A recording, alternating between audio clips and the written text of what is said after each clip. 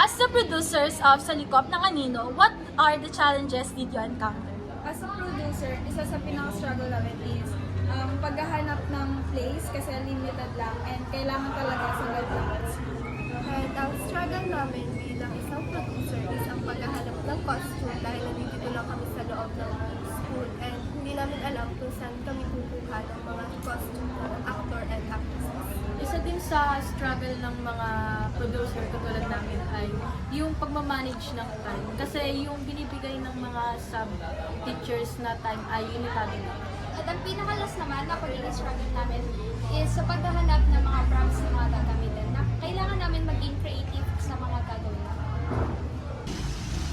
As a cinematographer, what are your struggles in editing Sa Likop ng Anino? As a cinematographer, hindi lang basta-basta yung pag-edit na ginagawa or pagsusunod-sunod ng mga video. Ang pinaka-struggles ko sa pag-edit is yung paghahanap ng background music and yung sa transition at effect. Tapos, kung paano ko tatagtagin yung mga background noise sa mga video. Yun lang naman yung mga struggles ko as a cinematographer. How about you? As a videographer, what are your struggles in filming Sa Likop ng Anino? As a videographer naman, ang mga struggle ko lang is yung una, paghahanap ng tamang angle sa pag-take ng video. Sunod naman is kahit sobrang dami ng take ng pag-video ay hindi pa rin tama yung nagagawa. Next is pagiging steady ng camera. So, as the actors and actresses of Sa Likop ng Anino, what is your favorite line? My favorite line is, Makiganti ka! My favorite line is, we thought to silence her, but she survived. My favorite line is, Rigor! My favorite line is, the truth needs to come out. My favorite line is, Miss Reyes, makikuha naman ng cheque. My favorite line is, Takbo! So, as a whole, as an actors and actresses, what are the struggles you faced? As an actors and actresses, yung pinaka naging struggle namin is yung una, pagsasaulo ng mga lines. Pangalawa, yung pag-shift ng emotions. At pangatlo, yung pagpapalit-palit ng mga tone.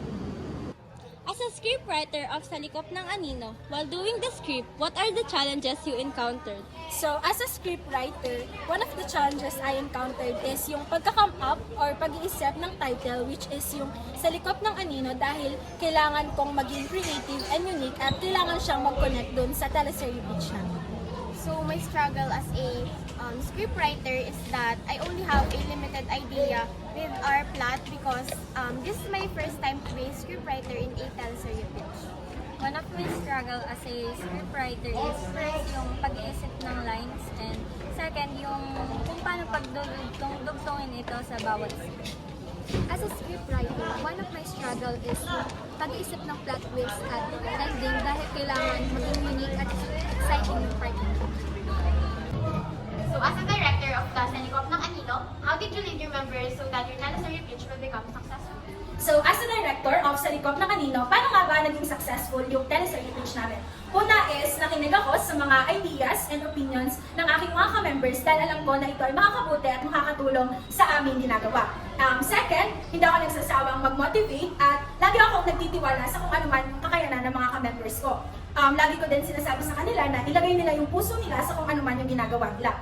And sa mga actors and actresses naman, lagi ko rin sinasabi na ilagay nila yung sarili nila dun sa character dahil para tumabas yung natural nilang emotions and feelings and hindi rin may iwasan na magkamali and lagi ko sinasabi sa kanila na try until we succeed. And lastly, lagi kong sinasabi at pinapaalala sa kanila yung 3 C's which are communication, cooperation, and creativity.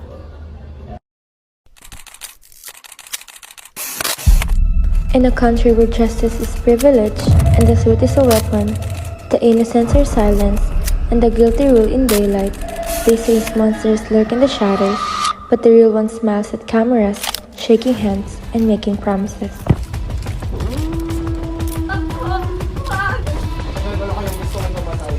Ngayon ako na mismo ang gagawa! Diyos na ang maliligayang araw niya!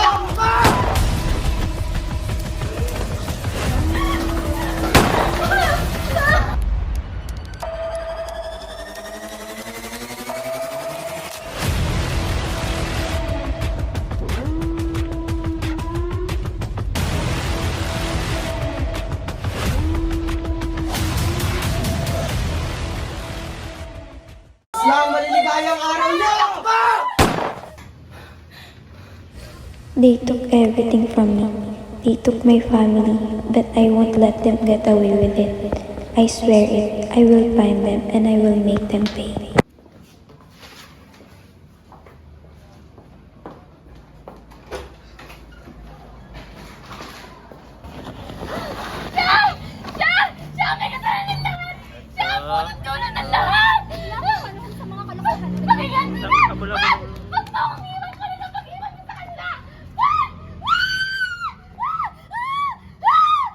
Ating po tatandaan sa daang marapat, Castillejo ang karapat-dapat. The time for change is now. I am committed to listen to your concerns and work tirelessly to achieve our common goal. Let's make history together.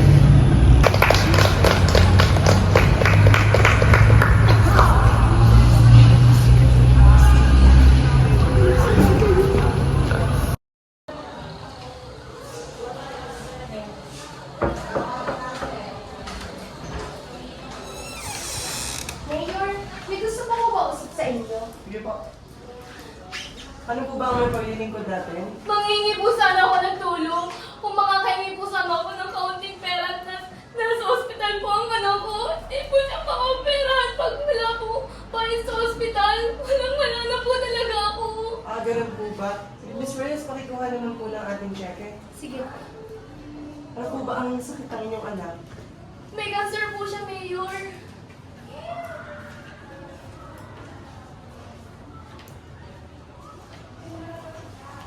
Maraming salamat po, Mayor. Kayo po talaga ang karapat-dapat namin maging presidente.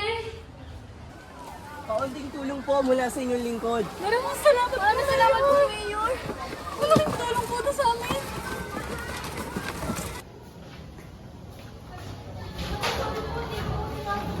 Hindi okay lang ako dapat ang mag-sorry kasi hindi kita nakita. Siguraduhin mong magagawa mo ang pinapagawa ko sa'yo. Nakakaasa po kayo. Siguraduhin mong mananatiling tikom yung bibig mo kung gusto mo pang mabuhay.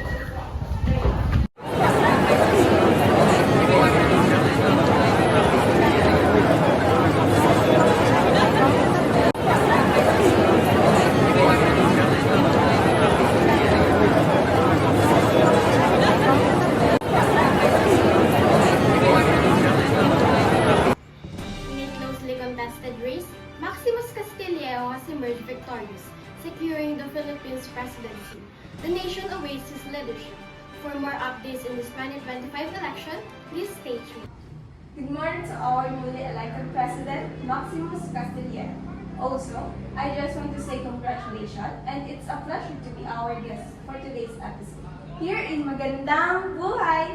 Good morning, Miss Danica. It's also my pleasure to be here. So, Mr. President, here's the question. Now that you won the 2025 election as president, what will you do to your position? Well, now that I'm elected as president, I will do everything that I can to help the Filipino people. I will use my power to listen to your concerns and work to it. Thank you, Mr. President. See you on our next episode here in Magandang Buhay! But the years that followed painted a starkly different picture. The question remains, what happened to the man who promised so much?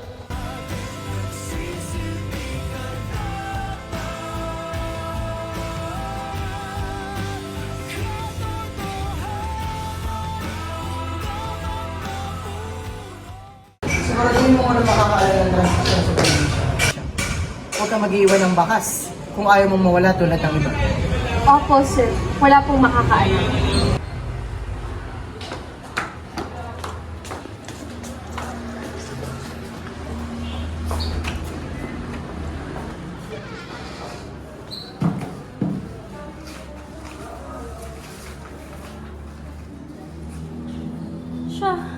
Siyang mayor noon.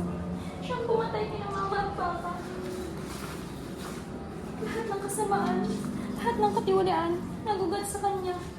Hindi ako titigil hanggat mapatumba kita. Sa bawat pagkatalo mo, wawasakin ko ang bawat piraso ng pag-asa mo.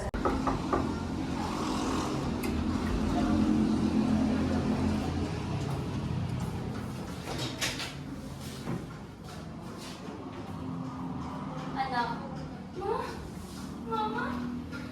Akala ko, Akala mo patay na ako? Hindi anak, hindi ganun kadaling takasan ang kasamaan ni Castillejo. Pero paano? Ano talagang nangyari? Si Papa. Ang totoo niyan anak, hindi siya ang tunay mong ama. Anong ibig mong sabihin mo? Ang totoo niyan, ang tunay mong ama, si Castillejo. Hindi! Hindi maaari! Siya ang pumatay sa inyo! Oo, siya ang dahilan ng lahat. Nagsimula ito nung rising mayor pa lang siya. Natrabaho ako sa kanila. Wala akong kaalam-alam na mapapahamak na ako dahil sa sekretong tinatago niya. Sekreto? Oo. Ang nakakatiwali ang ginagawa niya. Ang mga illegal na gawain, ang mga tao na papahamak. Nalaman ko ito habang nagpapanggap siyang malinis sa mata ng tao. Yung nalaman niya buntis ako. Galit na galit siya. Ayaw niya masira ang pangalan niya. Akala niya, patay na ako. Pero hindi. Hindi ko siya pinigilan. Simula nun, ako na nagsilbing anino sa likod niya. Nagmamasid. Naghihintay ng tamang oras para ilantad siya. Pinapatay ka niya dahil natatakot siya masira ang pangalan niya. At dahil natatakot siya sa akin. Oo, ikaw ang magtatapos ng lahat. Dala mo ang ebidensya. Dala mo ang lakas na wala ako noon. Hindi niya ako matatakasan, Ma. Sisiguraduhin kong mabubunig ang lahat ng kasamaan niya at pagbabayaran niya ang ginawa niya sa pamilya natin. My administration has been always rooted with integrity and service to the people. Today, I stand before you, proud of the progress we've made. Progress? Silencing innocent lives, manipulating votes, murdering people to keep your seat. I'm here to expose the truth, President. The truth about what you've done to climb to power. Security, remove this software immediately. If you dare to touch me, this recording will be broadcast live. This contains your conversations, your orders to kill, to bribe, and to destroy.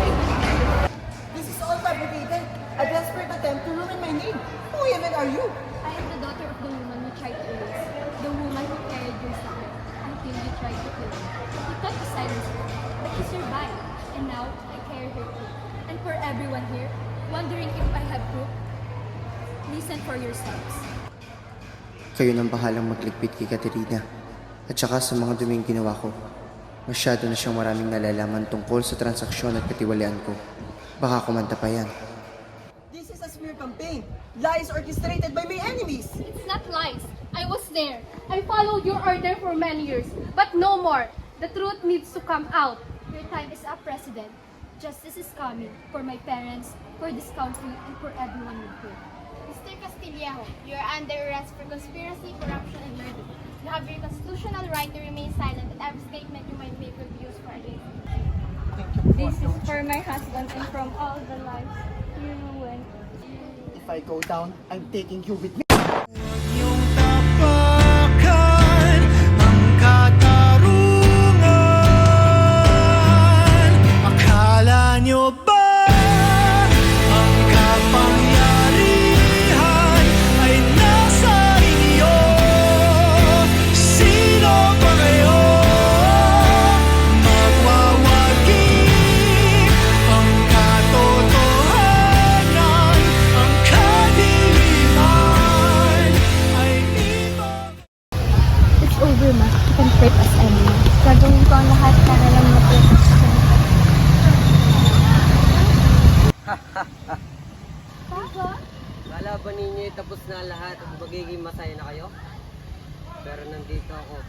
Minamahal mong asawa at tatay-tatayan mo upang tapusin na kayong dalawa.